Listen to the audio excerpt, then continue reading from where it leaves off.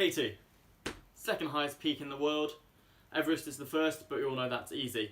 367 people have summited it, over 80 deaths trying to summit it. I want to be number 368. Once more, I want to free solo it. However, UK's gone into lockdown, I'm in isolation for 2 weeks.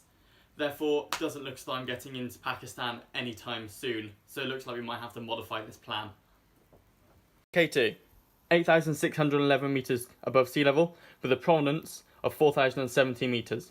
That's how high the mountain is compared to kind of its entire surroundings.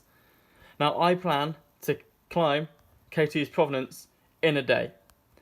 To do this, I'm going to do it on my stairs. My stories are 2.6 metres tall each. I have 2 of them. That means I have to climb my stairs 772 times to reach the top of K2. As much as this is a bit of fun, and I'm doing this as a jolly just because I'm bored and I'm going to be stuck in isolation for 2 weeks, I thought it might be worthwhile trying to do a little bit of good, just a little bit. I'm not going to ask you to sponsor me for anything like that. This isn't some grueling trek or anything. It is literally me taking the piss. I have stuck the Just Giving link in my bio. It goes towards Climbers Against Cancer. It's a really good charity. They do loads of really good work. If you're so inclined, please donate to it. If not, just watch, laugh, and just laugh at me as I climb 772 flights of stairs because I'm bored. So, as we all know, part of the fun of going climbing and mountaineering is getting to play with the gear. So what's going to be in my pack as I climb K2? So for my pack, I'll be using the Edelrid Helix 25. It's a good kind of beginner pack. It's lasted me for years. It's getting a little bit worn now. However, it should be perfect for my climb up K2. As well as this, another vital piece of kit when you're going climbing and mountaineering is your harness. This is the Wild Country Mission Sport, primarily designed as a sport climbing harness. However, we'll also handle, in a pinch, a bit of alpine, although it does get a little bit wet. So, lots of falling rocks. Helmet is vital. This is going to keep you alive.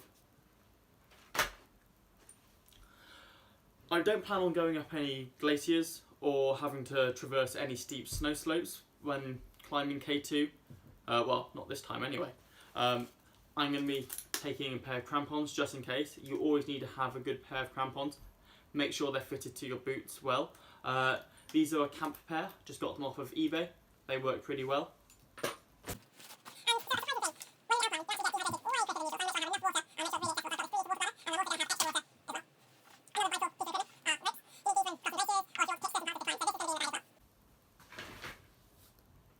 Now, on to the most iconic Mountaineers tool. We've got our ice tools, ice axes.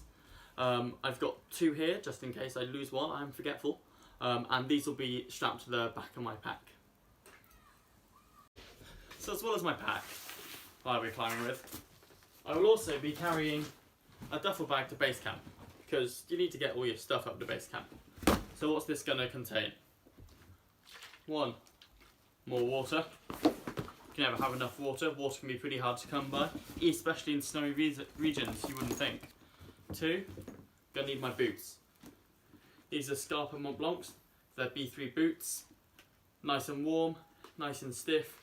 Great for days out on high alpine environments.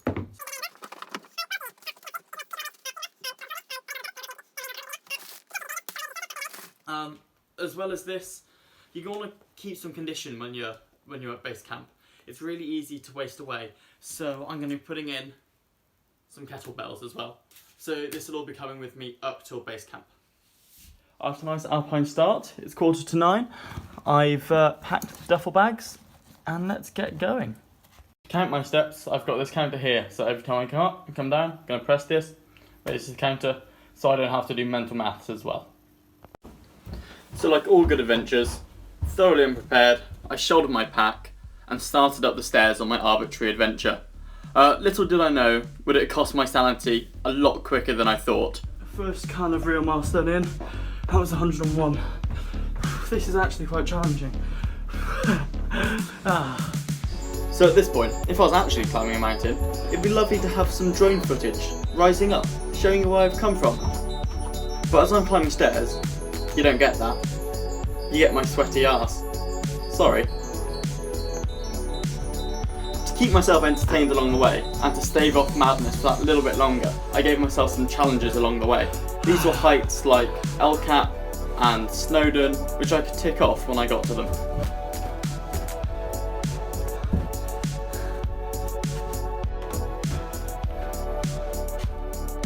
Right, that's El Cap.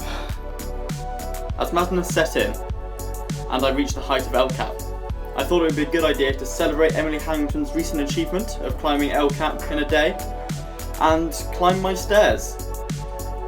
Not sure really what I was thinking at this point, but then from here on out, I'm not really sure what I was thinking for the rest of it. Everything's just a blur, really.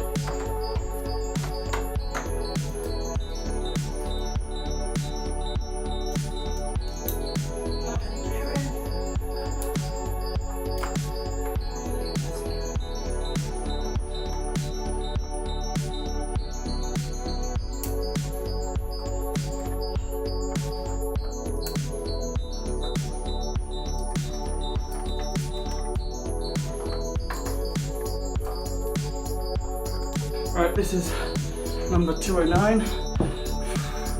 This is the height of Snowdon. And round. Pretty sure it's actually easier to do Snowdon than it is to do this. And no, I'm not in ankle supported boots. Right, that's base camp. That means I can finally get this thing off my back. Oh, that's the longest slog. Should be plain sailing from here. Alright, that's first camp reached. I think I've deserved a little bit of lunch, a cup of tea. 21. 504. That's camp 2. A cup of tea times.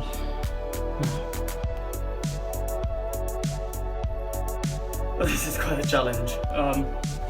On our final base camp, camp 4, there's 689 flights of stairs, and I've had to take a rest for about an hour because my calves are just, they're dying.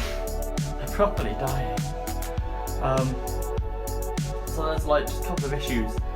So usually, when you're hiking up a hill, you kind of walk on your calves, and then your calves start to hurt, so then you kind of drop your heels and you start walking on your thighs. When your thighs start to hurt, you can then walk on your calves again, swap it around until finally you're at the top. You can't do that here. My feet are too big for the stairs, so I'd have to turn my leg in or turn my leg out, which then starts wearing your hip, and that's then really painful. So I'm going to take about an hour, have a cup of tea, have some dinner, and then go for that last slog. I am going to finish this today. Hell, high water. Literally how I'm walking up the stairs now. I'm not sure I did well. But I'm pretty sure I've just broken my whole body.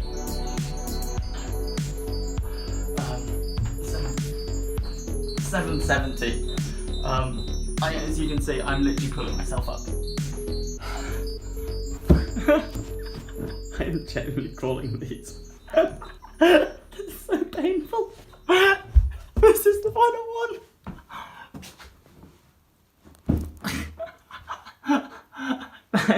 That is 772 flights of stairs. This is ridiculous. Genuinely, I think it might be easier to climb the mountain. Oh.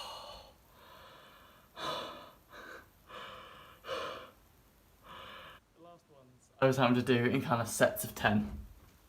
Just because my body wasn't working. So there you have it. 772 flights of stairs, the height of K2, and over 8,000 metres in elevation gain and loss in less than a day. All because I was bored. Was it fun? Yes. Did it achieve anything? No. But that's not the point. It's to set myself a challenge, and I did it. For reasons.